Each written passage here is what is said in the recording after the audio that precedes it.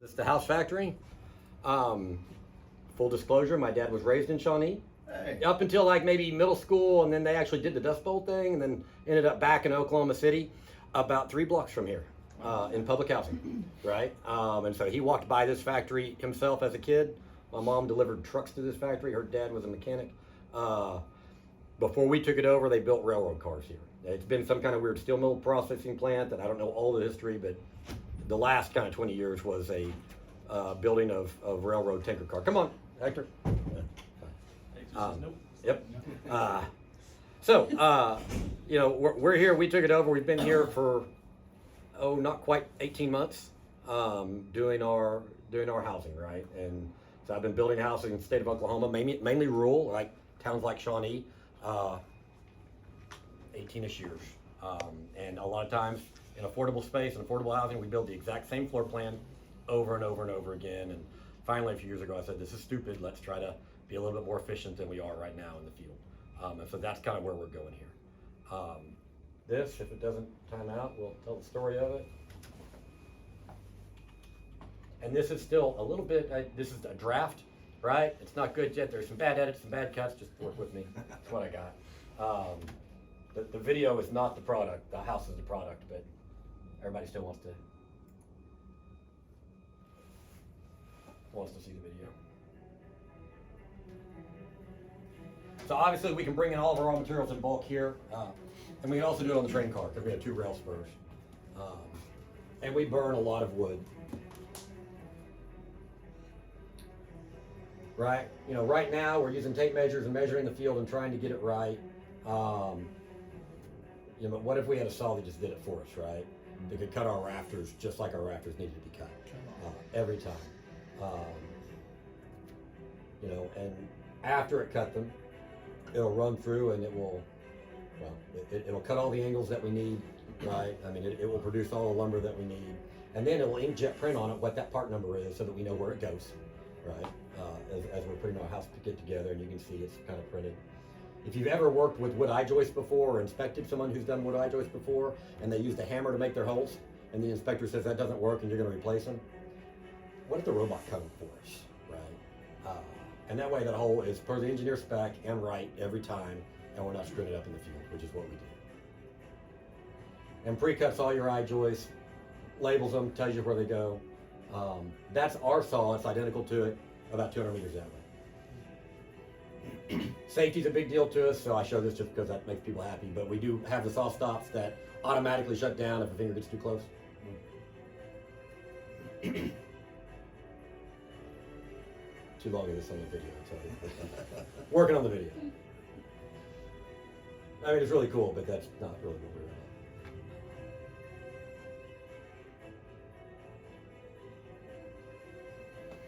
So this is what kind of working on one of our floors looks like. It's an LVL box, and then we insert floors. All of our parts that go into that floor have already been pre-processed, right? It's all the same thing over and over again. Those ducts get connected to a duct box. It's the same one every time, right? Don't do it when you're on the ladder.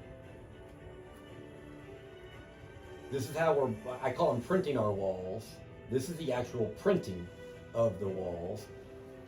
Those of you old enough to remember the old HP Inkjet 45 cartridge, right? That you had at your house and you had to replace them. Well, I got 4 of them, right? It's the old HP 45, but it prints on my bottom and top plate exactly where every stud goes, right?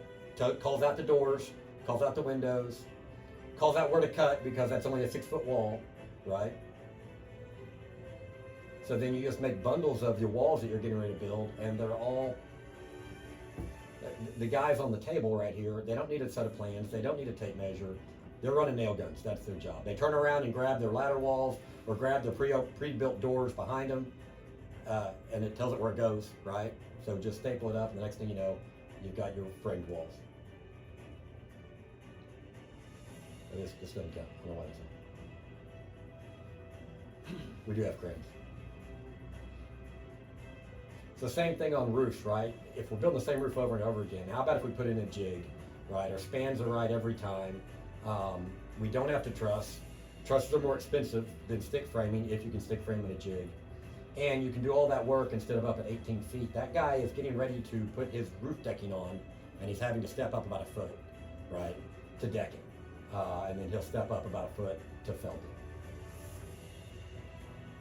Put roofs, walls, and floor together, and you get your kind of assembled box. You saw a bunch of those out in the parking lot. Excuse me. Thank you, appreciate it. And so right now we can produce 3 of those boxes a day.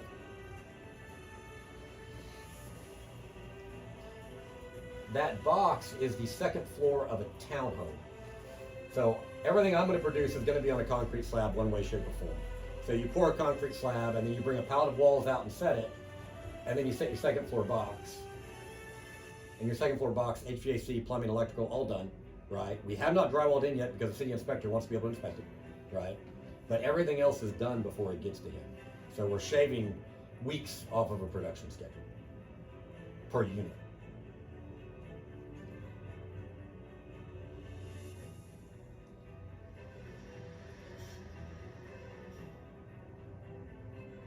So you can see first floor walls are set, windows are already in those walls, and the box is just lifted up and put in place. And so that kind of brings, at that point in time, at the end of the day, we're in the dry. Right? And so you can do that in literally you can set, well, get back to that.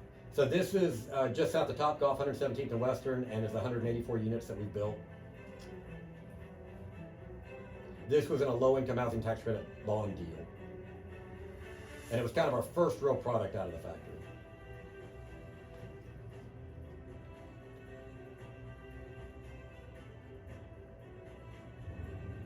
So not super fancy, we're not looking at a bunch of crown molding here or anything, but decent, right? I mean, for affordable workforce housing, yeah, it works, it's good.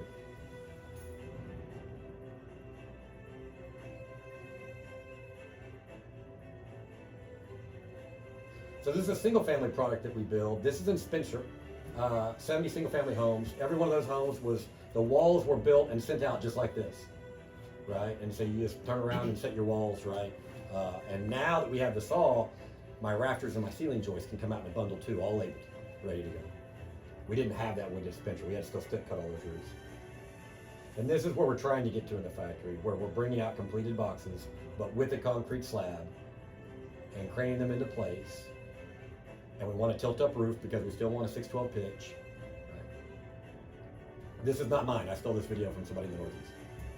But it's where we're going. Sands, they went on a basement. This is Oklahoma, we don't do basements. We're gonna do this on a concrete slab, meaning we built the slab here and shipped it out.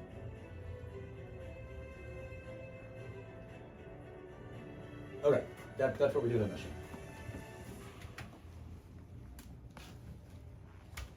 Questions? So if you're gonna do it when you bring it out to the slab, you have J-bolts sticking through, or you just run Hiltis in? No, probably what we're going to do is there's a thing called a mesa anchor. Are you familiar with mesa anchor? Yeah. We'll take a mesa anchor and we'll just have this designed by the engineer, and it'll have a longer strap. So you can go straight up the side, right? Yeah. And so you can go high with it. Yeah. Because personal belief, in Oklahoma, if I'm trying to sell or even rent a house, it's got to have 2 things. Otherwise, we call it a mobile home. It's got to be on a concrete slab, and it's got to be bricked. That is a requirement when Mrs. Smith rents or buys a house in Oklahoma, right? And so I'm not going to try to brick here. That's just too much. So when if I bring out with my zip wall or my sheathing out, I now got room to take those anchors and go up the side and either get up to the top plate, or even if I just go up and get a good nailing pattern against a stud, I'm going to have accomplished better than a J-bolt, because you talk to some inspectors that have inspected after tornado, all the bottom plates were there, the rest of the house was gone. Yeah. But those J-bolts held down that bottom plate, right? So at least I'm coming up the wall to some extent. So what are these other cities having you do? Engineer it? I have not gone full, on the open walls that you saw, I can anchor in bolts. Yeah. Yeah. We've not gone to closed wall. I'm literally like next week starting to set up boxes when I ship out a box, it's been drywalled in. And the reason that's important is because I'm working with the city of Oklahoma City. They're going to be kind of one of our first runs, and they're willing to come here because it's actually closer to the job site. From an inspection perspective, they're like, well, we could drive out almost to Yukon to inspect your job, or we could drive about 1.5 miles and inspect you right here. So they're going to come in the factory and inspect the boxes. So you're not getting third party, you're having No, I'm moving to third party. Okay. So here's what I'm going to do I'm telling you my R&D as I go. I'm going to have Oklahoma City come in and inspect the boxes before I send them out, and I'm going to have third party come in and inspect the exact same boxes. And I'm going to line up and see where the crossover is, right? And the reality is, I'm gonna have to make Oklahoma City happy, right? So whatever they want, I'm gonna tell third party, hey, Oklahoma City signed off on all this, right? Mm-hmm. But I am bringing in, yes, we have a contract with third party that will come in and do all of our inspections. Yeah. And issue a letter out to the city of Shawnee that says these were built to the 2018 IRC. Yeah. So does your team come and actually do the installation on site? Yes, and I will not sell a box that I didn't install. Okay. Because I have zero interest in some guy telling me how bad I did and how I jacked it all up and it didn't fit together, probably because he didn't know what he was doing, because we've done 200 of them and they all worked great, and I don't know why you didn't get it. So we have a couple of different thoughts on how we can do it, and different developers, different buyers want different things, right? And this open wall that I have right now, I would be willing to go, as the minimum would be, you give me a concrete slab to my specs, and I will come out and I will set first floor walls and I will set second floor box, right? And I will then tie the two together, and then I'll walk. And now you're basically at what I would call a really heavy remodel. If you've ever done a remodel where you took it all the way down to studs, that's it, right? That's all this is. And my point on that, some developers think they can do things cheaper, and that's great, right? But you've also got some towns, y'all are a little bit closer to Oklahoma City, but you get out to Alva, and you've got some folks there that have done heavy remodel. They've watched Flip This House, right? They can do a heavy remodel, but in their head, they could never be a home builder. But what if all they had to do was hire one trade, the concrete trade? Go find a local concrete guy in Alva that can pour that slab for you. I will come up and I will take you 60% down the road, right? All that hard stuff you never thought you could do. I'll do it for you for my price, and then I'll leave. And now you just got a big remodel, right? Except really what you've done is you created a brand new house in Alva. So that's one. Another one is, depending on the size of the job, we'll go do the whole thing turnkey, right? I mean, the one that I showed, that's all our work turnkey. But normally, if that's the case, I'm the developer, I'm gonna be the long-term owner, or I'm gonna be the seller, or whatever. And so you're getting the permits and you're doing. Yeah, yes, right. And we do 600 to 800 of those units a year. I was doing those in the field. Now I'm just doing them out of here, right? Yeah. And not all of them. We're still, I'm only producing about half of what I build in the field here. The rest of them are just still site building. There's some stuff, a bigger, an 1,800, 2,000 square foot, 2-bedroom house or 2-story home. I'm probably never, at most, I'll frame the walls here. I'm never getting further than that here. And we still produce those. But this is for that repetitive, right, workforce, low income, man, it's the same floor plan. We're not picky about the floor plan. Nobody's trying to move the wall over 2 feet. Nope. I've done this a little bit. So in the video, it was new development, it was close together. What we have in Shawnee is a bunch of empty lots in the older parts of town, ripe for infill development. Ardmore, Chickasha, Durant, I've done that, Okay. right? 40, I did about 90 in Ardmore, 40 in Durant, 35 in Chickasha, right? Where it's scattered site, it's the old leftover lots, probably the bad part of town, right? Literally in Ardmore, it's on the wrong side of the tracks. I'm physically on the wrong side of the tracks. That's what they say. Yeah, and it's urban infill, right? I get it. I personally like it, and all those that I did, I used OFA and did low-income housing tax credits for them, and then built a single-family home, right? And all mine were a 3-2 or 4-2 2-car garage brick home. Doesn't have to be that, right? Depending on what the city of Shawnee would allow, if the lot's big enough. That townhome that I've showed, man, you can do that in triplex or in duplex or triplex form, right? We've also we built a lot for the Choctaw Nation, and we've got a little 1,240 square foot, 3-bed, 2-bath, 2-car garage, or no garage, 3-2, no garage, but little brick home, right? That is designed to fit. It'll fit on a 40. It's great on a 50-foot wide lot, right? But it'll fit on a 40. So yes. So you're Ardmore lands.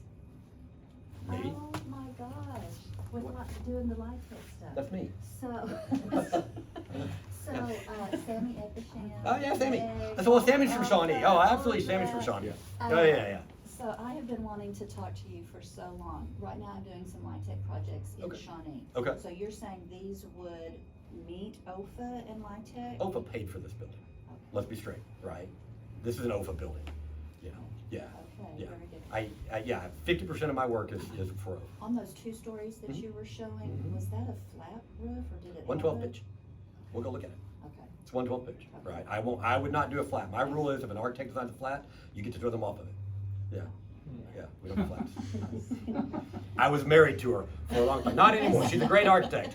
Didn't work out as a wife, but great architect, So right? what square footage are you talking about on that two-story? What was that? I've got 1,000. Okay, it's right out here. We'll go walk it. Okay. Let's go walk it. Oh. Okay, So look. I got a there may be other Protect questions. protect your eyes because I don't have enough glasses for all you guys. You talked about time efficiency. You talked about time efficiency. What does Good. the factory do for cost efficiency? Is there any cost savings, or is it pretty What- much apples to apples, and you're just saving on schedule? Great question. I don't know the answer to it today. You know, we've been here for 18 months and I produced like 4 real projects out of it. And a lot of that was R&D, right? When I pro-formed it to get the lending to do this deal, I said nothing. I said I will not get any efficiencies out of it. All I will get is speed. And so the way I pro-formed it is I said, well, whatever it costs to do that out in the field, I'm going to pro-form it. That's what it's going to cost to do it here, right? But I'm going to take a 14-month construction schedule down to about 10, you know, and then from a financing model, that is a huge difference, right? But the reality is, a toilet's a toilet, and a Mansfield toilet, they could care less if I installed it in the factory or I installed it out there. Same thing with the stud. At my quantity, I'm already getting the cheapest lumber price you can get. The fact that I brought it here instead of taking it out to, you know, down to Ada, the wood guys don't care. So my material costs are all about the same. My labor cost is probably a little bit cheaper here because it's so repetitive. But when I stick build, I don't have to own cranes or semi trucks, right? And so just, you know, my labor delivery on a single door is about $2,000. So all of a sudden that starts to go against, I saved labor because my framer didn't have to be as skilled, but I got $2,000 of delivery I never had before. In my head, I think there are savings. I am not willing to push that. I can't back it up. I can't prove it. So I'm not gonna say it yet. But your economies of scale would dictate that there should be. Yeah, but my economies of scale, again, I'm 600 to 800 units. Whether I'm building them here or I'm building out there. I'm still buying the same amount of toilet, the same amount of wood. Yeah. Right. It's just where I'm doing. But I'm not. So, and hopefully So I'm my, getting okay, more and so savings. here's, yeah, right, that is the issue, and Yes. you want, the biggest problem that I'm fighting right now, it sounds like a great problem, it's not. Cherish, it runs the show, right? She's put this together, she makes this work. She's gotten to where she can produce 3 of those boxes a day, right? And I think she can get to 4 because she really hasn't optimized that line. She's optimized the wall and the roof and the floor line, but she hasn't optimized the assembly line. She can get to 4. That's 20 boxes a week, right? I can't eat that in these boxes. My 600 to 800 isn't all these townhomes. And the only thing I'm building today is this townhome. I'm producing walls for other stuff. So the problem is, with my labor force that I have today, I better get rid of, if I build 20 boxes a week, I better sell 20 boxes a week. And that's the problem. So yes, what it means though is that someone else can help, can benefit from my economy of scale. Right, I can pass that on to smaller light tech developers, smaller open market developers, and I can say, look, I can get you my economy of scale, right? I still make a profit, but I'm still, yes, my economy of scale is so much different than everyone but, you know, Ideal and Home Creations and Ross Coleman in this state. There's savings to pass on, right? Yeah. Do you have the ability to, like, as far as, I know it's not a finished project, but what is your price per square compared to? It's, if we're talking, are you talking just the vertical or are you talking horizontal and vertical? Just what you would drop off and put together and leave? Good. Yeah. I think that I'm probably gonna beat by, if you had to hire a local to do it, I'm probably somewhere around a 10 to 15% savings. Okay. Than if you hired a local to frame that house, Yeah. right? Now, if you convinced the local that he was gonna get to build 40 of the exact same house, maybe that comes down some, right? But if you were just to go to Shawnee, and I'm sure you've got a good local framer in Shawnee, right? And you gave him the plans and said, you're gonna build, you know, 2 or 3 of these, yeah, probably all in, I'm 15-ish% cheaper, right? Than what you could do it with him. I'm not any cheaper on your horizontal. Right? I mean, that's kind of why when people ask me price, and I'm like, every lot is different, right? All I can really talk from a pricing perspective is, here's a flat piece of dirt, right? And all I'm gonna do is this piece, right? And then it's, am I gonna do the whole thing and hand you the keys, or am I going to leave it stud wall and you're gonna get your local to come in and do your cabinets and do your trim and, you know, do your drywall and paint? There are different options there, right? But you're doing the framing, you're not doing electrical, plumbing, mechanical. No, I'm doing the roughs of all of Oh, this. you're doing all of that too? Yes, now, I'm doing, let's say, 70% of it. What I can't do, right, and this, which inspectors are we? Okay, what you're gonna tell me, right, is that I cannot bring that Romex out in a wall that doesn't have a cover on it because that Romex can't get wet. I'm gonna tell you you're wrong, and I'm gonna bring you the data sheet from the guys who made the Romex, and it's gonna say, absolutely it can. But I'm gonna listen to you because you're the inspector, I don't have a choice, right? So I'm gonna do what you tell me, right? So when I bring those walls out, right, I wish that I could bring those walls out with the blue boxes hung and the Romex run. I can't. I can bring it with the blue boxes hung and the holes drilled, Yeah. right? But I can't run the Romex because if it gets wet, you're gonna tell me I gotta replace it, right? So when we get down to this, we're about to go walk a unit, right? When we get out of that unit, I'm gonna look at you and go, they still had to run the Romex on the first floor. The second floor Romex is run because it comes out in a box that's in the dry, right? But the first floor Romex still has to be run. Some of the first floor plumbing still has to be done. Oh, come on. And tied together, right? And then the HVAC unit has to be set. The ducting is already run. But the unit still has to be set. So there's, let's call it 30% of the mechanicals have to be finished up. But you can finish out the top half, so that's what these. Top half is complete when it comes Yeah, out. complete, you just set it on. You set it on, and Nail we'll it go look down. at it. And, Yeah. you know, because, hey, it's a two-story. So my top and my duct is all in that cavity, right? Some goes up, some goes down. Yeah, ducting all comes out done. And we're doing all that right here, and it's just, and it's so repetitive, right? And like you saw, we're not standing on a ladder trying to mastic anything. We sit down, we make it all up. It's gonna be the exact same thing over time, right? And then put it in the hole. Yeah. So it kind of, I'm not touting that, but it is cleaner, faster, better, man. I would say it's cleaner, Yeah, because masking's not getting complete in the field.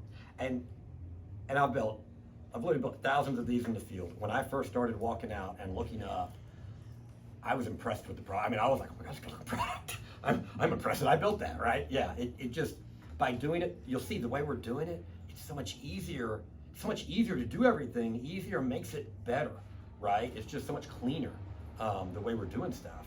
I mean, you kind of look at it and go, what? That looks like it was made in a factory. Yeah. So.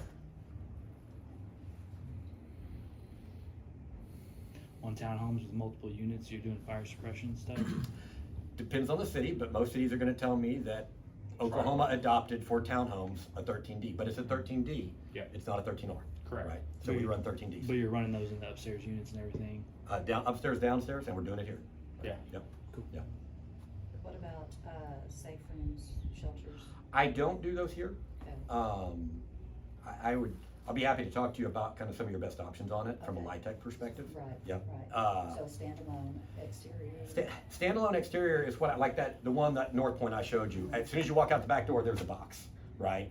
And then what I did was I took my air conditioning compressor and put it up on top of the storm shelter, right? Because that way people can't steal it, the weed eater can't whack it, right? It doesn't get stuff in it. And then the city inspector of Oklahoma City just hates it to no end. And I tried to explain to him from a landlord's perspective how amazing this is, and I can't get his perspective of why he doesn't like it, other than what he's telling me right now is that by code, by OSHA, there are not rails on top of the storm shelter so that you can't, and so what I'm telling him is, you're not supposed to stand on the storm shelter organ, you're supposed to get on a ladder, right? Because I can absolutely hang it on the wall at that height, right? And he agreed that I could put a bracket on the wall and hang it up there, and that's fine. But when I set it on top of the storm shelter, there's now a platform that you can work on. It doesn't have rails. And I'm like, well, we'll put a sign that says, don't stand on the platform. Use the ladder to service it, which I see his concept, but the ports are right there to work on it, the front of it. and we've turned it right so that you can get to it. And at some point in time, the AHJ has to look and go, you know, the good that you're doing by putting it out there and keeping it away from vandals and keeping it away from getting hit and keeping it away from all this other stuff outweighs and I just don't know, I've never seen it done it that way before, right? Hey, look at it and go, hey, yeah, I know you haven't, but that's a good idea. And go, I'm the AHJ, that's a good idea, good job. So with my Yeah. LIHTC OFA projects, because I have storm shelters within a close vicinity, they've allowed me to just do hardened areas within ours. So, I know. Wow. I, Okay. Corey Good and job. Daryl, thank Yeah, you. yeah. It Okay. was, So you're doing like an under the stair hardened area or just? some of our bathrooms. bathrooms. Yeah, good, Bedroom. right. So would your design be eligible to harden a bathroom area or an area? What are they requiring for hardening? It's like a double layer of plywood? Yeah, it's, Is it like the FEMA code? yeah, FEMA code. Okay. 12 inches on center on the steel and Yeah. all that. Mrs. Smith's trying to move a wall and be 2 feet. Maybe. Yeah, Uh, right. maybe. Okay. Yeah, yeah. I'd have to look at it where you're trying to do it. We built Yeah. some of those hard doors like that where we did double 3/4 inch plywood on the inside and outside. Yeah. And then filled it with foam. Right. And it was, I mean, it did its thing, but it was, a lot better than, Nothing. yeah, exactly. Right. Yeah. So I did a Sepulpa job where that was the call, was you hardened up a closet, right? And that one was a double layer of 3/4 and then like a layer of 14 gauge metal in between. And we did it, but by the time, the money that it cost me to do that per closet, I could have gone and bought a metal box and dropped it in place for the same amount of money and a lot less work, Yeah. right? Yeah, these are poured in place concrete ones. The Yeah. reason they don't meet a storm shelter is the door. But I also serve individuals with special needs, and Right. so I was not wanting them to have to go outside. Okay, Needed Yeah. it to, Yeah, yeah. to be more Yeah. internal. okay. Could you not just add that door? Good. So that's on our interior ones, when I do them a lot, again, the Choctaw like 'em, I do a double door. There's an in-swing door, that's the steel door, that's the metal secure door, and it's ugly, and it just stays open, right? This is your closet, and it just stays open, it's your closet wall, basically. And then there's a pretty door, right? In times of need, you go in and you shut the door, and you do your 3-latch, your FEMA 3-latch, and now you've got the door. And not all designs account for that, but when we design them to account for that. Because nobody wants to just see that gray metal door, or even if you painted it, it's still it's not gonna look good, right? So you just use a normal door, use the 2 doors, right? Is how we normally do it. They do it the same way with ICF houses. Correct. You can't count that as a storm shelter one Unless you add the door. unless you add the door. Right. But we both know, you look at more, Yeah. they survived They did, going through with or without. Yeah. But it's not, I mean, the doors are ugly, but you can, I don't know what we pay for those doors, maybe $800, right? For a door that you can hang, and then again, it's not your finished door. It stays flush open against the wall. Yeah. Right, yeah. What else? Okay, we're gonna try to stay away from, I gotta wear these because they have a bounty on my head.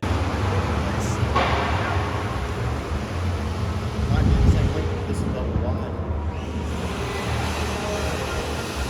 Home product, I've got a saw that will reduce this rafter tail, and then obviously it'll make its cut to whatever you tell it. So right now, when you watch the framers in the field, the framer is the framer, and he leaves the rafter tail somewhere between here and here. He doesn't care. It's the cornice guy's job to come back and cut it off and drop the string line, right? But if we had it right every time, and it was cut the same way every time, I don't have that waste. I'm cutting down as much wood.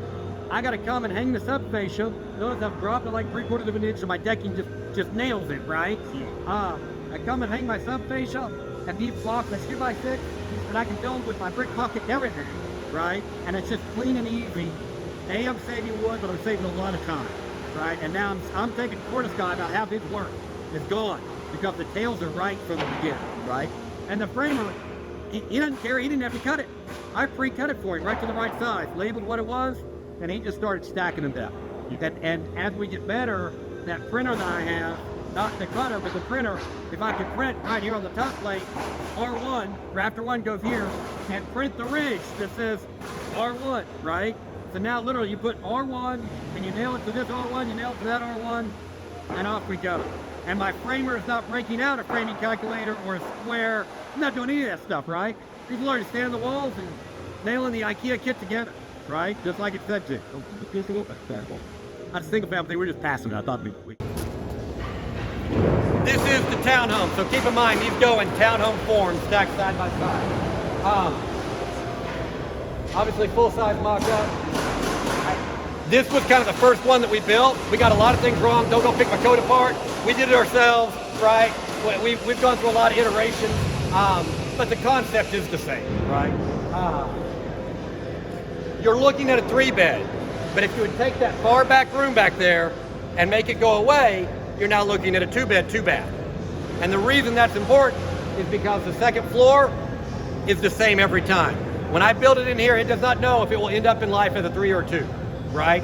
And every wall back from that last room is identical. So it's manufacturing, it's production. It's the exact same thing every time. Exact same kitchen, exact same bathroom, unless you add that third room in the back. Then it becomes a 3-bed. You said this is the 1280 that we said for No, this is about 1,000 square foot as a 2-2, and it's about 1,150 square foot as a 3-2.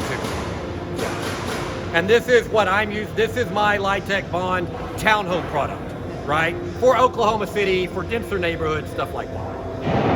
But you could build this in a duplex or triplex form and put it on an infill lot all day long. And I've done that in Ardmore. My very first floor cassette that we built, I'm from Ardmore, I have some land in Ardmore. So we just built a duplex because I had a lot, right? And the city of Ardmore's been great with me, and they're just like, yeah, come try it, right? And so I've got a duplex of these, one's a 3 and one's a 2, and it was just like my very first dry run on building those floors in the factory and fitting them out.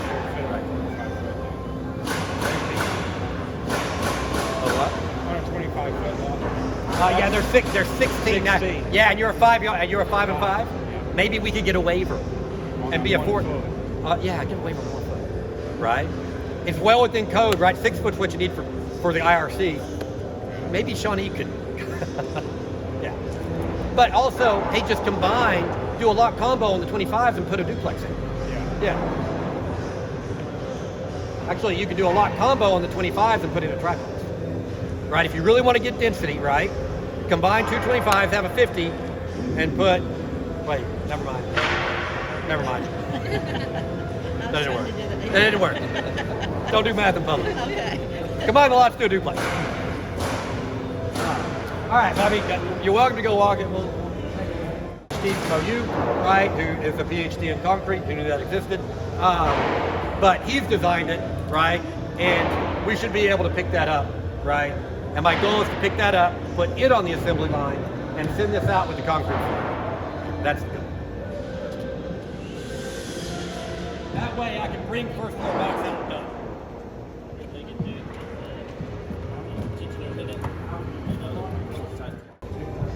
Helical piers, right? Ram jack, except instead of ramming it in and doing it before where you're not digging up everybody's house, so you go in and you screw in helical piles, right? And this should take 6 of them.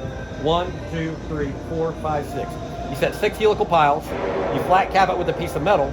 On the slab, the same thing that you're using for a lifting point is metal. So you've gone metal to metal, the bead on it. Yeah. Is it pre-tension? Post tension. I'm a big post tension guy. Now, we might end up doing I'm still trying to figure it out. We might end up doing a pre-tension, but that's a lot hard. I can post tension anywhere all day long. Pre-tension, you gotta have, it's gonna be a $500,000 with a setup for me to be able to do my own pre-tension, right? So I'm trying to figure out how to do a post tension. So it'll all be in the slab, and when you go to lift and set, like at that time, you've got to go and put your stub outs in, and then on your ground, you're going to have it trenched out, right? And your stub outs they will actually secure to the underside of the house. So they don't have to be bedded because they're going to float. And when I do that helical pier thing, the whole thing floats too, right? So I don't want the ground in contact with the slab. I want the ground to be able to do this, right? That's fine. And I want to do underneath the plumbing too, right? That's what the clay is going to do. Let it, right? I'm 20 feet down. Helicals underneath the clay line, right? They're not going anywhere. Basically, have a small crossing. Yeah. I mean, it's not. Yeah, but yeah, right. Right. Yeah. I'm talking, but you're saying small, like, Yeah, the right. concept. Okay, it's the concept, and then you take your dirt. Once you set it, if you set it at that height, right? Then you take your final grade dirt and grade it away. You never see it, but in reality, you do have that space so that the soil can do what the soil's going to do. We can't fix that, right? Just build above it pretty much. Let it play. So yeah, this floor, when we set this box, it looks like this. Ducting is in, sprinklers are in, Homex is in, and it's ready. I've gone to iJoist instead of open web. Yeah, again, we've learned a lot in this box, but you see the concept. So you iJoist now instead of that. I'm now iJoist. I couldn't buy, literally, it was a year out to buy a truss press, because I was just going to build my own trusses, both roof and floor, and couldn't buy them, so all right, we're going to We're gonna try eye joints for a little while, and then what you figure out, I'll show it to you. This is before I had the fancy saw. Hey, what if you're building the same joints over and over, and you've got these 3 holes? What if you went to Harbor Freight and bought yourself a drill press and set yourself up a jig, and you took your pre-cut eye joints and slapped it in the jig and just popped your holes? Now they're identical every time, except for that plumbing hole that comes down a 1/2 inch, because a 1/2 inch over 2 feet gives you that 1/8 inch of fall that you need. And now the plumber can't even screw it up. Yeah. The hole dictates that he's got to have his fall. Yeah. Yeah.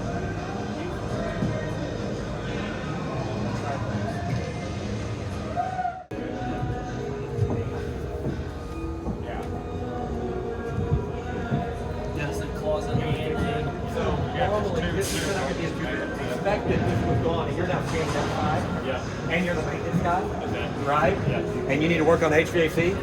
Yeah, you're not talking to anybody. You're popping the closet, and there's your HVAC unit right there. Not only that, but your condensing unit is right here, right? Right. So your line set's about 5 feet long. Yeah. Right. so yeah, you're condensing your compressor right here. That's good. Yeah, right. I mean, right here. I mean, as close as I can get to that unit. Right. A, that saves you copper. B, it's just more efficient that you're not pumping Freon Right. 40 feet through the house, right? Right. Yeah. So there was a.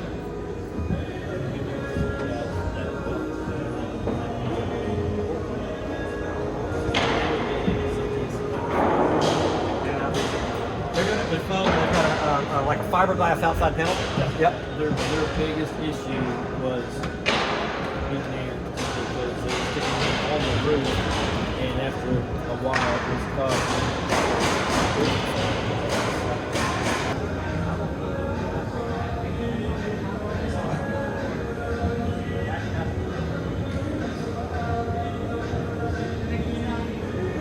Yeah, you were asking, I'm not using roof trusses anymore. Yeah. Right?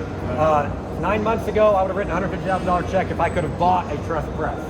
Literally could not buy one for over a year. They were that far out. So we kind of had to figure out how to do it without it. Well, once we figured out how to do it without it, and with our jig, I also realized that a truss package was going to cost me about $1,300 of a roof, right? I'm paying about $500 in material and labor. I'm saving close to $700 a door. I'm not using trusses, right? Which is shocking to me, but again, if it's this consistency, we'll go look at why that works.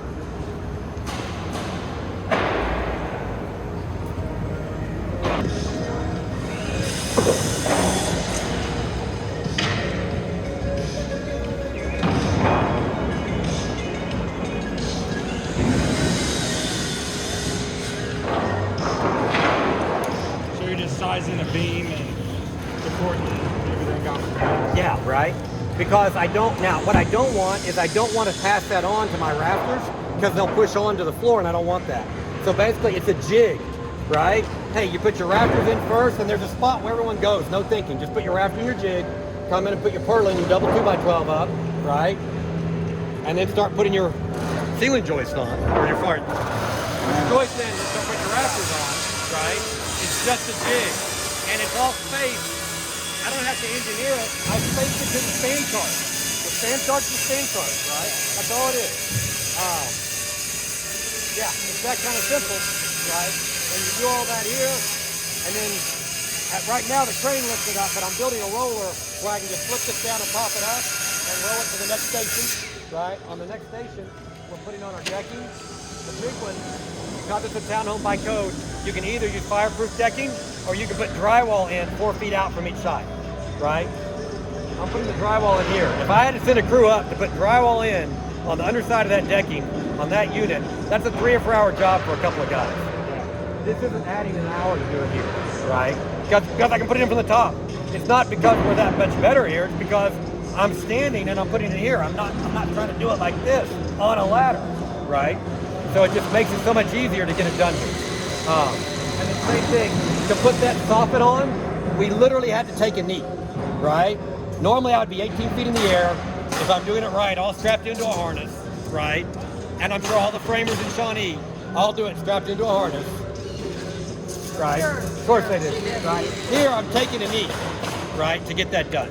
So a big safety.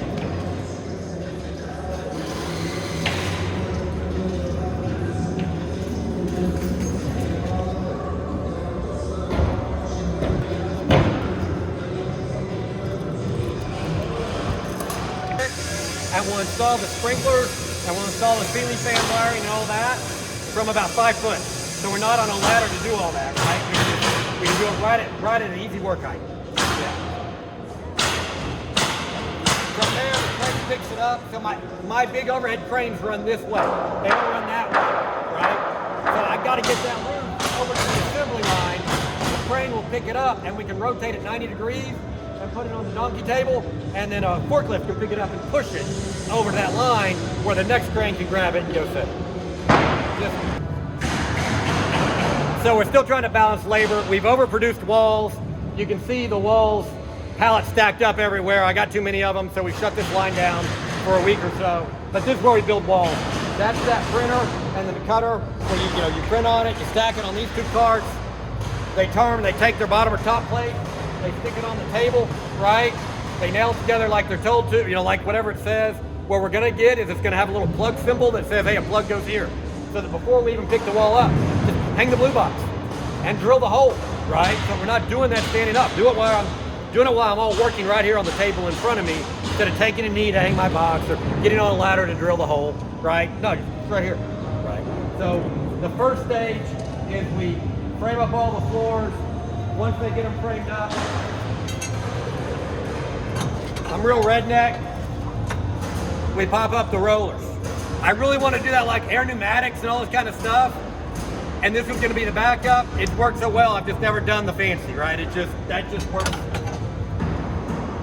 That just works too well. And it's simple. So you can see there's a chop saw. There's a DeWalt chop saw down at that table. And there should be a small dumpster right on the back side of a stray dumpster. Okay? That's my waste dumpster. That is my waste table. Anytime there's a piece of waste left around here, it goes to that table. And he's got a cut sheet. This is not the shortest. He's got a cut sheet of like a 5.5-inch triple that goes over a window, right? He will cut whatever his waste is until he gets to that last one, and then he'll come fill the bins up, right? And I empty that dumpster about every 2 weeks. I normally empty 140 foot every house. That's how I normally work, right? And in the field, right? That is a substantial savings. I can't put a number to it right now. I mean, I could guess and I could fluff you. I'm not gonna. I'll tell you in a year, right? But I will tell you that I know that I empty a 40 foot every single house, and I'm emptying that. And these guys are framing 3. They can frame 2 big houses a day or 3 small houses a day on this table, right? So the waste savings is substantially different. Okay. Right? And there would be a fall problem. There's still a little bit of a fall problem, but not nearly as bad, right? That's gonna hurt, right? That's not gonna break anything. But this is them producing floors. If you're tall enough, you can see they've already put the ducting in. The eye joists before they take them are pre-cut, right? The holes are already pre-cut. So before you put the eye joists in the floor, that's all done. We had that line over there before I got the fancy saw. We had that line where we were pre-cutting those holes by hand. Now we let the saw do it. This has got some pop-up rollers. Once they get enough decking on that it'll stay square, they'll pop it up and move it to a second oil change kit. And that's where they can finish up all the ducting, do all the plumbing, everything at about this height, right? That needs to be done.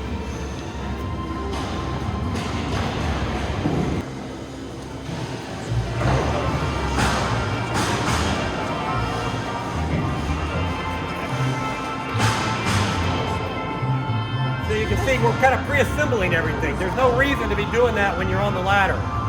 All these pieces are the same. We use over and over again, right? Because we build one thing, right? We don't move the wall every 2 feet. We build one thing, right? But that means I can do this, and I can do this, and it's all prepped and ready to go. And that's where you're getting the manufacturing in. We're not just building the house inside. We're actually manufacturing. So as we finish up floors, the crane will lift them up. And set them down. So that's 3 shapes before. When we're ready, we'll pick up the first one, set it on the assembly line, right? And we'll start assembling our boxes.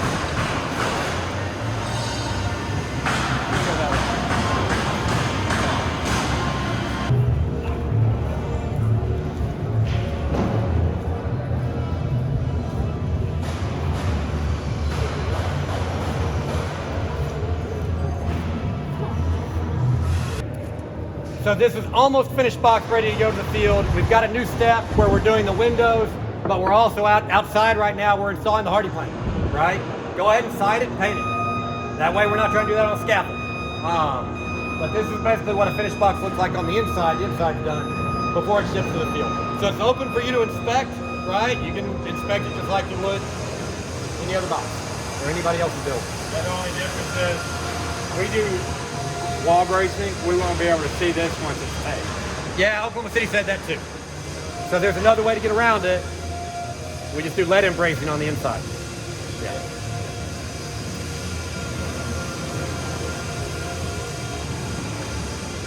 So you send it with the siding and everything? We do now. I mean, hey, every day we're trying to do a little bit more, right? Right. But we are at the point right now where we're siding them here, right, and sending them out sided and painted. But that kills a lot of scaffolding work, right?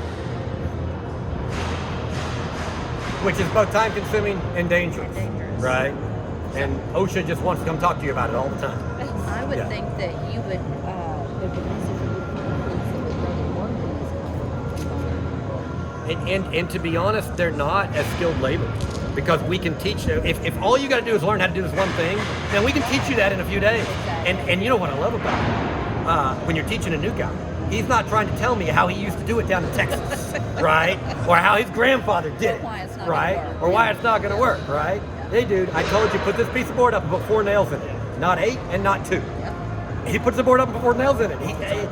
That's what he was told to do. He didn't care, right? He's not trying to change it and make it his way, right? Yet. Yeah. Yes. Well, they don't know. I mean, he doesn't know, right? He's been told how to do one thing. That's all he knows. And he's happy. I'm finishing up a 204 unit run this next week. I've got 45 behind it, right? And that's going to take me another 3 weeks. So I am a month out on these. I am almost a year out on the wall line once it kicks back up. We've gotten so fast, I can't eat it all, right? And so that's my problem today. So we're looking at some other products. My next big one is the tiny home. I don't like the tiny home. I'm not a fan of it, and I won't build it unless I can bring it out on a concrete slab, unless I can bring this built to the IRC, with a 30-year architectural shingle on a concrete slab, I'll build that and call it a tiny home. And that is my next one, right? Because I can build 3 of those a day. If I can build 3 of these a day, so the way it works right now is this box normally would go out that door, right? And then the rest of this is designed to be the back end. The rest of it's inspection, insulation, hang, tape, bed, and texture, paint, right? Each stage, okay? And so if I can get 4 to there a day, let's say 3 to there a day, then I can get 3 down the rest of it, right? Each station takes 2 hours. So I can get to the point pretty quickly where I'm doing 3 tiny homes a day as soon as I figure out the slab. I've got everything else figured out, right? And why I don't like them, by God, everybody wants them. Right, everybody wants, and my goal is to be sub $55,000 for a 375 square foot, 1 bedroom, 1 bath, little kitchen wall, right? Complete, done, and I will bring it out and set it. You're gonna have a set fee that's gonna be depending on where you are. Shawnee would probably be about $2,000 to $3,000 to come out and set it, right, and tie in the utilities. And the next day we're moving people in. It's that kind of fast. So you're saying Oklahoma City hasn't did inspections on these yet? They brought their whole inspection. They brought their head inspector and all their other 4 or 5 leads, and they've all walked it, looked at it, gave me some pointers, talked about it, right? But they've not inspected in here. They've inspected them all out there, right? But not in here yet. What do they say about your trades? Because right now it's supposed to be installed by company. So right now there's someone that's got to take liability. And I have a licensed contractor, and I have apprentice cars. Okay. Right? I am apprentice cars, right? Yes. And I've got a licensed contractor that takes responsibility for it because that's not a joke. He's actually a full-time employee, right? I have a full-time HVAC, electric, and plumbing licensed contractor on my payroll, right? That is their full-time job. I'm not borrowing anybody's license. We've hired them full-time. Yeah. They've done all the design. They come in and walk them, right? And they've got apprentices that are installing them. That's where we are. They have to bring them in here with. I'm not going to like it, okay? I'm also going to tell you, if you go read the code really specifically, it says installation in a manufacturing facility is exempt from that requirement. that's where you're getting around it. That's where I am. Yeah. Now, I'm not trying to make a stand on that right now because what's going to end up happening is I'm going to end up in court over that. Someone is going to tell me I'm not taking it, right? Someone's going to say, I don't read it that way, right? But if you go read it, it's specific, and it wasn't for me. It exempted it for the manufactured home places. Yeah. That's why they got it in. But it doesn't matter. The way they wrote the law, it says manufacturing in a facility, right? It doesn't say only to HUD code or only to IRC code. It doesn't say that, right? So the OUBCC might not be excited about it, but I didn't write the less what it says, right? But I'm also trying to be straight on it, right? I'm not trying to just ignore it. I've got the apprentice cards, and I do have contractors that are taking responsibility for everything we do, right? And I am happy to have you inspect any. Let's go, right? Let's go inspect it. I'm not trying to hide it. Yeah. Right. Yeah.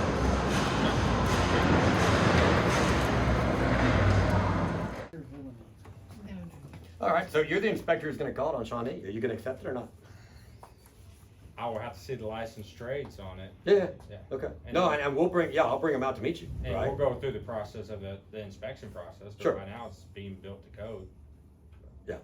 There's some zip board I've noticed, 12 inches in the field, but it looks like when it makes it to this end, you gotta clean it up. Correct. Because on the other side. The other side, it was way not- spaced off. Okay. Well, It's 2 feet Okay. at some Yeah. spots. But I was when you called me on it, I was looking at it going, no, he's making a thing. I was worried about it for a second, right? And I started looking, I was like, wait, no, I'm seeing nails where they're supposed to be. I mean, it makes it easy to put the box. Yeah. They give you a target. Right? Yeah, they give you Yeah, a target. 6 inches on the edge, 12 in the field. Right. Well, except I'm not using my and I don't want to, but all these boxes go to Oklahoma City. I'm not using my zip for bracing. Yeah. I should be able to pull that way back and save nails. That means these guys are nail happy. I don't know if you looked at those roofs. Like every time they make a connection, and the connection's sitting on top of a wall, they got like 30 nails in there. What are you doing? Right? Sorry. Small fights, right? Yeah. Yeah. Okay. But I think that's kind of where part of the law was going to is, look, it's one thing, hey, if everything's different every time you see it, you need a licensed trade to be able to, like, can I go left, can I go right? Can I do a T here? Nope, that's gotta be sanitary, whatever. Here, we build the exact same thing over time. The contractors come in and say, we're gonna do it just like this. Give an example, so build this over and over again. And that's no different than what you do to an apprentice, right? Yeah. Is, hey, do it just like this, right? That's how we're covering down on it.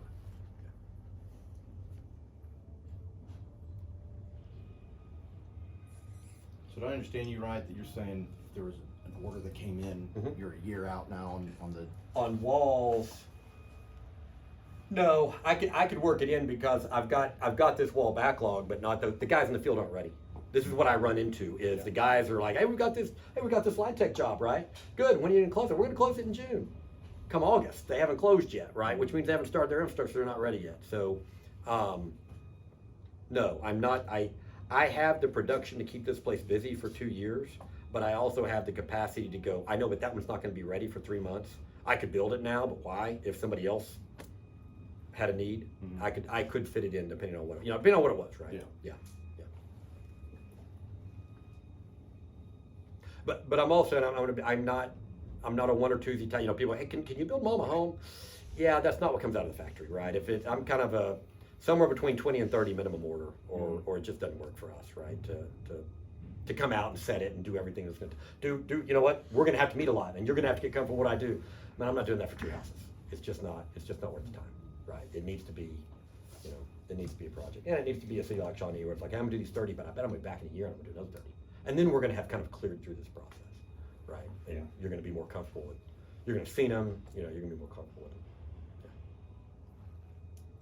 Would you ever consider building a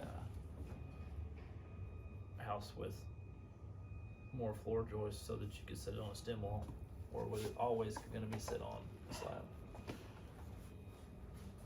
If I were doing a product in Kansas, I would do, and you don't need more. I mean, that those I-joist floors are engineered. They're fine to sit on a stem wall, right? Those could go sit on a stem wall. That's how they're engineered. In Kansas, I would do it because Kansas is a basement state. Kansas is a crawl space state. I won't do it in Oklahoma because, to me, the product in Oklahoma, Miss Smith in Oklahoma wants concrete floor. Yeah. That's quality here, right? I'm not arguing whether it is or not.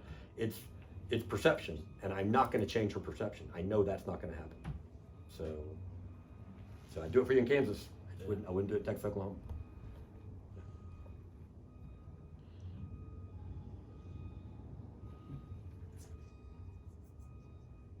saying that and then doing the PT slab in factory is kind of a chicken or egg scenario? I mean, you're doing the same concept.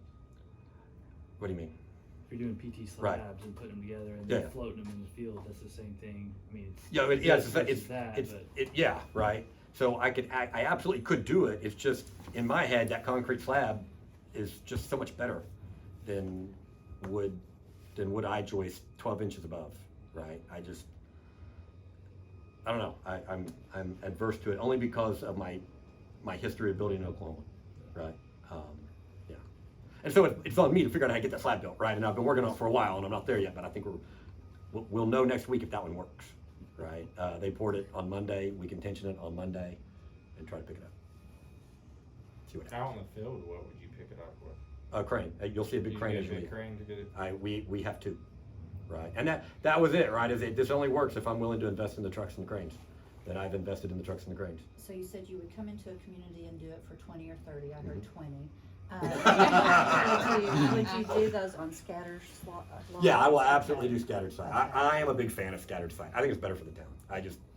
I cut my very first LIHTC deal with Sandy was 40 homes scattered site on the wrong side of Ardmore, right? I'm from Ardmore, so. Oh, I didn't know that. Yes, Okay, yes, yes, okay, yeah, east side of town, right? I built 90 of them over there total.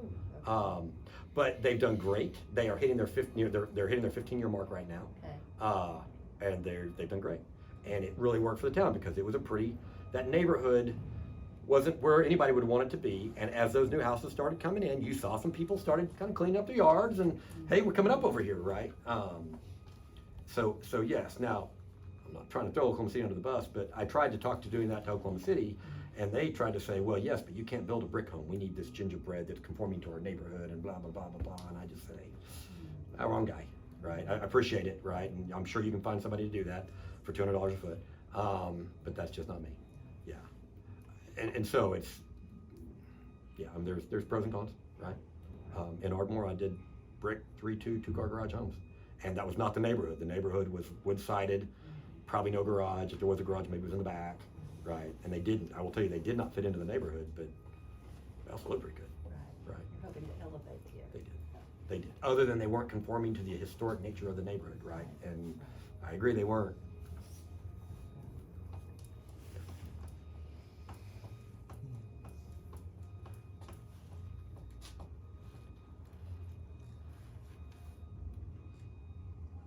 And so you do or don't or won't give us pricing She's persistent. Pricing for what?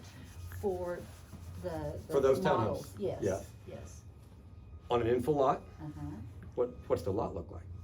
I've got several that look You got different. a bunch. Okay. Just- All right. Well, so you would have to, right, so you would have to tell me that you were gonna make that lot ready to go, Right, right? You would make that Yes. lot Yes. ready for my standards, Yes. smoothed off, right? And then do you want it finished out or do you wanna finish it yourself? You want it where I hand you the house, and I'm not doing a drive or anything, but I'm gonna hand you a house internal to it. Time out, you can't do him like you do Little. I'm not. We would have- You gotta let him build it. Hey.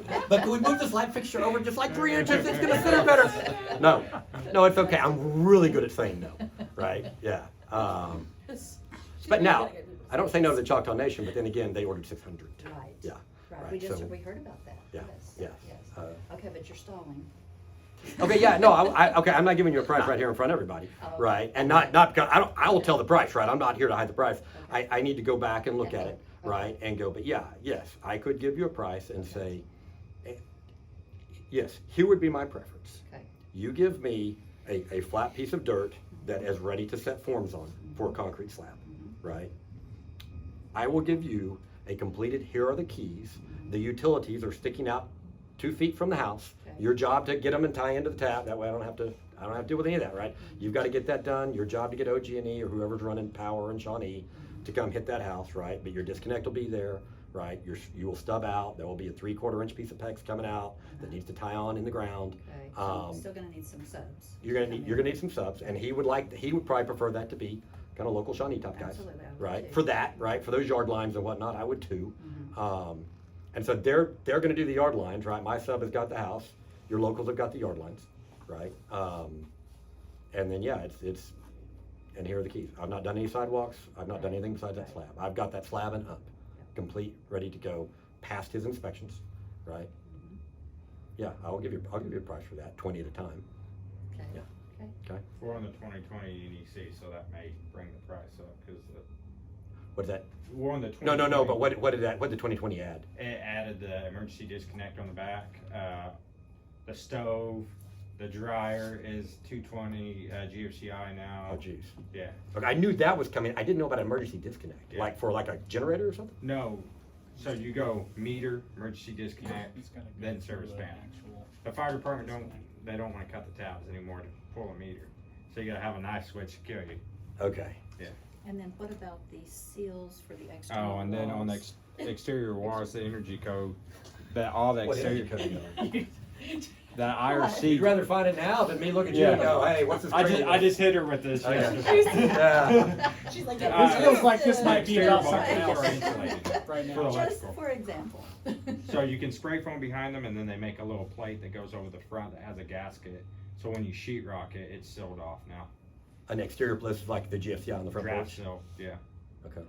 Yeah. What IEC is that? It's with the 18 now. So It's with Oklahoma, the 18. so Oklahoma adopted just a little bit for IRC, but left all commercial 06. So. Good for them. Yeah. Okay. In the NEC. Yep. Okay. And we're on the 2020 NEC and the 18. 18 IRC. Yep. Yeah. Okay. So he can give you a price. It's just going to be a little different. Yeah. Or I'm just not. I'm not going to provide. I'm going to go look at you. I'm not providing the disconnect. Right. I'm going to give Right. you. I'm going to give you the. Wait. That doesn't work. If you've got a meter and then you go over to a disconnect, then you come into the panel. That doesn't work. A lot of people just do outdoor panels now. That's what we get. That's stupid. Yeah. Okay. I'm just going to look at you and go, well, I'm just. Right? Why would we do So what's the that? better way to do it? No, That's the only you way. don't. That's the Let code. let Way to make let it. the fire department go snip and pull the panel. But you're saying they won't. They Go want snip and state pull the meter. adopted it. Yeah. State adopted at the NEC level. 2020. Now whether Okay. the inspectors where you're doing them are enforcing that. Oklahoma City is still on the 15. Yeah, But Okay. they haven't moved forward. But they haven't moved forward. It's Edmund, me, and Norman on Are the the only 18. ones who've adopted it? Mhm. Okay. I gotta tell you, City of Shawnee, you don't wanna be in a pile that says Norman, right? I don't, don't be in a pile that says Norman. We're actually leading the pack, right? God! It just really went up for you. I'm Okay. sorry, Gina. No. Okay, so yeah, I mean, I'm trying to figure out how they're gonna feed into the panel. I don't want I don't want an outside panel. right? Nobody does. That's a bad idea, right? Just, good, yeah.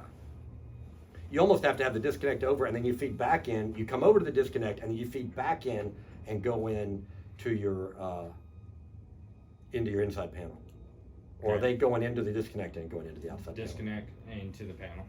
panel? And then you have to have a surge protector with it.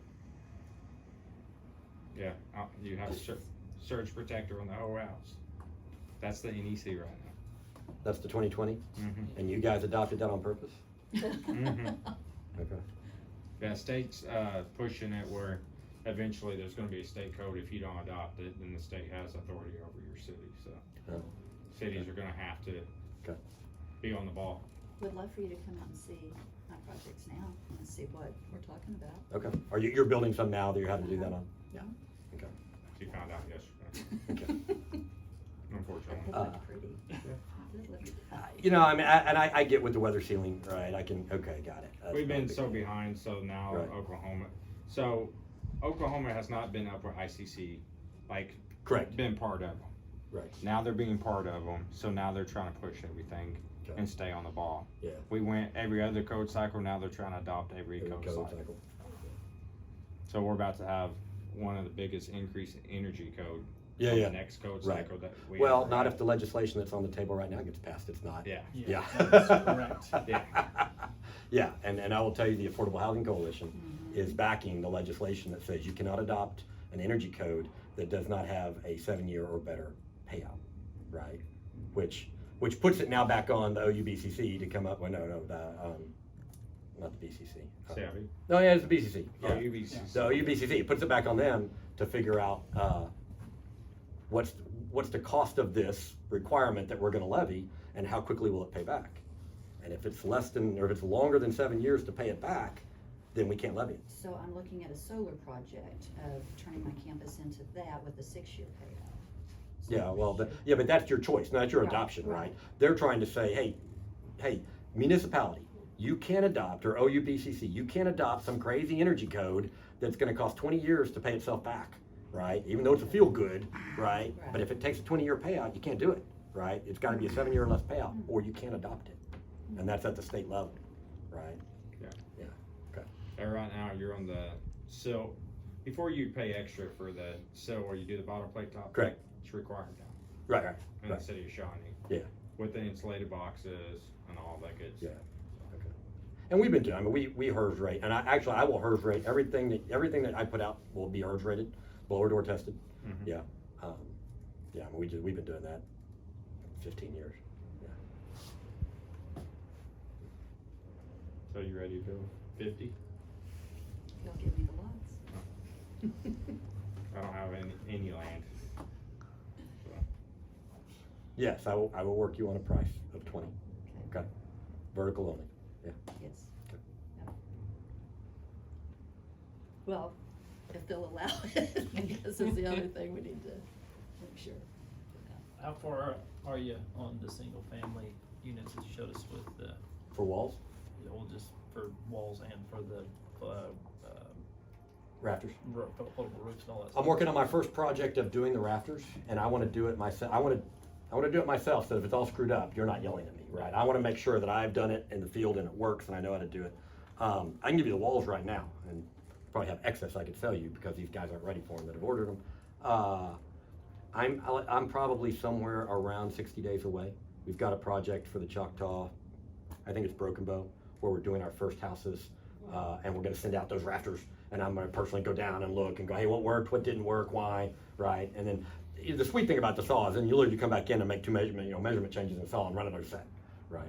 So I think I'm probably 60 days away from being able to do that and say, hey, on this floor plan, I got your rafters and your ceiling joists. Lance, when are you sending them to Broken Bow? Come on, Carlos. They're finishing up dirt work on the site right now. I imagine it's about 30 days. They're trying to tell me it's 2 weeks, but I think in reality, it's gonna be 30 days. I'm gonna be there for the eclipse. So Oh, you're gonna be in I'll Broken swing Bow? by there and Yeah, see yeah, it. okay. You can go see the dirt work getting done, but I don't think you're gonna, I won't have any doors up, yeah. We've built a lot in Broken Bow for the Choctaw. I've got all those done, but the next set, the 2024 contract is just under construction, yeah.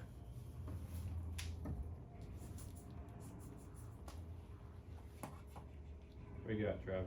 I'm Good just thinking. thinking about like different things, like as far as hanging cabinets and hanging, different things as far as like backer boards and all that stuff that you would typically go back through and put in if you knew you were hanging something there that you didn't want to fall off the wall 10 years, You mean from like now. cabinets?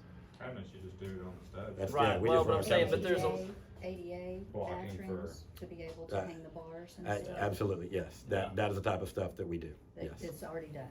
It only if you order it right. You mean, you don't, to be honest, you don't do that on an upstairs bathroom, Right, right? right. Yeah. Right. And so, but we have accessible unit design, right? So I have units that we already have designed that are completely accessible, Okay. right, by the architect. And yes, in those, it calls for the blocking of the bathrooms and whatnot, yeah. So your product comes with the cabinets, with the shower and. It depends on the company, it totally depends on the product, right? Okay. The one that you were asking me about, it's ready to move in, Right. it's done, Okay. right? The product I talked about earlier where, a remodeler wants to finish that themselves, they've got their own contract and their cabinets they don't like my cabinets, they don't want my, granite, right? Hey, I'll give you an inspectable, I'll give you what we just walked, right? You're gonna get it, just like what we just walked. Now you finish it up. Right. But it's built to code and, we've done it over and over again, right? I mean, and it's been inspected, it's been inspected by us, and the reality is it'll be the same box that was inspected by the ICC, right? So our inspector is called MTA, and they are owned by the ICC, right? So that really helps, right, when I give you that letter. You can challenge it, but gonna be tough, yeah.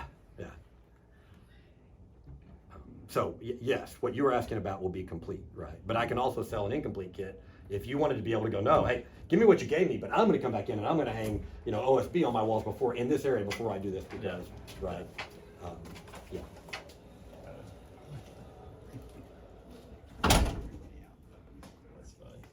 They come in and see all the people and they're like, we're not doing it. I knew you called him.